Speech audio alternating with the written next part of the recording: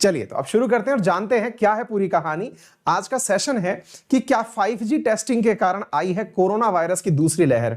बहुत ज्यादा क्यूरोसिटी है इस बात को जानने के लिए लोगों के अंदर, तो मैं आपके साथ में पूरा फैक्ट चेक करने वाला हूं इस बात का, और ये आपको बताने वाला हूं कि दुनिया भर के क्या क्या डॉक्टर्स क्या कहते हैं, साइंटिस्ट क्या कहते हैं, यूनेस्को यूनिसेफ क्या कहता है, WHO क्या कहता है, भारत सरकार क्या कहती है। तो हर एक बात को, और फिर हम लोग उसमें थोड़ा सा रीजनिंग और लॉजिक भी लगाएंगे, और उसके बाद में हम समझने का प्रयास करेंगे कि क्या वाकई में ऐसा है। चलिए तो सबसे पहली चीज तो मैं आपको बता दूं, जहां से हम इस न्यूज को लेकर के आए हैं, तो PIB के थ्रू फैक्ट चेक करके एक ट्विटर अकाउंट चलाया जाता है जिसमें लिखा गया है कि 5G की वजह से कोरोना नहीं फैल रहा है। लेकिन सबसे बड़ी बात यह है कि हम लोग कैसे मान लें कि ऐसा है या नहीं है। देखिए क्या होता है ना साथियों, पूरी दुनिया के अंदर एक थ्योरी होती है जिसे कॉन्स्पिरेसी थ्योरी कहते हैं। कॉन्स्पिरेसी थ्योरी का मतलब है जिसको आप एक्सप्लेन ना कर पाओ, उसके पीछे कोई भी मनगढ़ंत कहानी बना दो। और ये ऐसा बहुत बार हुआ है, जिन चीजों को कभी कोई जवाब नहीं मिला, जैसे सुभाष चंद्र बोस जी का देहांत कैसे हुआ, ये आज तक एक थ्योरी है। यानी इसके बारे में केवल विचार किया जाता है कि ऐसा हुआ होगा, मनगढ़ंत, और उसमें कुछ ऐसा तथ्य डाल दो जिसमें कि सामने वाला विश्वास करने को मजबूर हो जाए। लाल शास्त्री जी की डेथ कैसे हुई, ये सब कॉन्स्पिरेसी कहलाती हैं। वास्तविकता में इनका जो ओरिजिन है, ना तो ओरिजिनेटर का पता होता, ना इससे ये समझ में आता। हाँ, लेकिन इतना जरूर है कि ऐसी बातें आने से लोगों को लगता है कि उन्हें कोई जवाब मिल गया है। जैसे हाल ही में कोरोना के साथ हुआ। कोरोना जिस गति से फैल रहा है, जिस गति से वो इस समय लोगों के बीच में प्रसारित हो रहा है, जितने सारे लोगों को उसने अपना काल का ग्रास बनाया है, उससे लोगों को लग रहा है कि इतना आसानी से कोरोना नहीं फैल सकता। घर के अंदर है तो लोग उसको कोरोना कैसे हो जाएगा, जो कहीं किसी से मिलने गया ही नहीं उसे कोरोना कैसे हो जाएगा। तो वो सवाल ढूंढने बैठता है, और उस समय सबसे जल्दी जो चीज सेट बैठती है वो होती है भ्रम, वो होती है फेक न्यूज, वो होती है ऐसी मिथ्या धारणा जो कि दिमाग को एकदम सटीक हिट कर देती है, और उसी को कहते हैं कॉन्स्पिरेसी थ्योरी।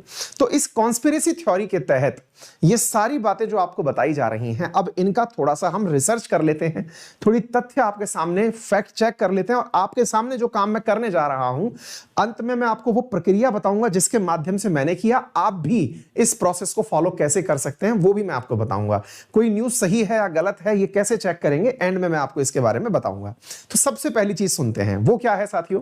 वर्ष 2018 की बात है, और 2018 में क्या हुआ था कि दिसंबर 2018 के अंदर मेरे प्यारे साथियों, नीदरलैंड, जिसकी राजधानी एम्स्टर्डम है, जो कि बेनालक्स कंट्री कहलाता है यूरोप के अंदर, वहां पर 2018 में लगभग 300 पक्षी जो हैं वो मर गए थे। 300 पक्षी मरने के पीछे नीदरलैंड ने कहा कि कहीं इसके पीछे, और देखिए ये जो क्वेश्चन मार्क लगा आता है ना, इसका मतलब ये नहीं है कि ये प्रूवन हो गया है, बस लोगों ने कह दिया। क्या कह दिया कि 5G टेस्टिंग के कारण ऐसा हुआ। क्या हुआ कि 5G टेस्टिंग के कारण पक्षियों की मौत हो गई, ऐसा नीदरलैंड के अखबारों ने कोट कर दिया। लेकिन इसके पीछे कोई कहानी या कोई प्रमाणिक आधार नहीं था।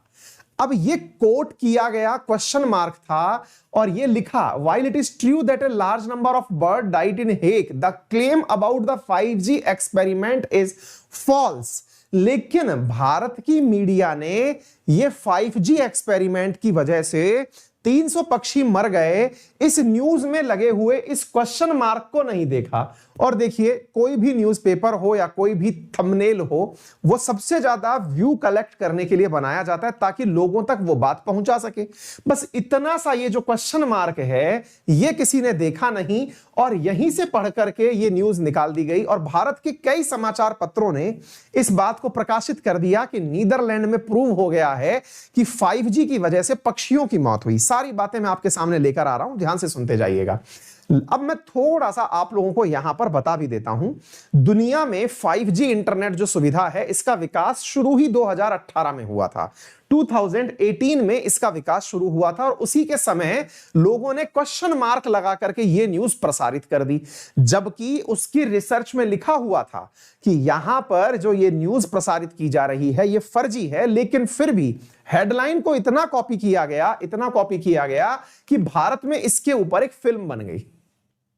भारत में इसके ऊपर एक फिल्म बन गई, और आपको मालूम होगा 2018 में रजनीकांत के द्वारा, अक्षय कुमार और रजनीकांत के द्वारा मेरे प्यारे साथियों 2.0 नामक एक फिल्म आई।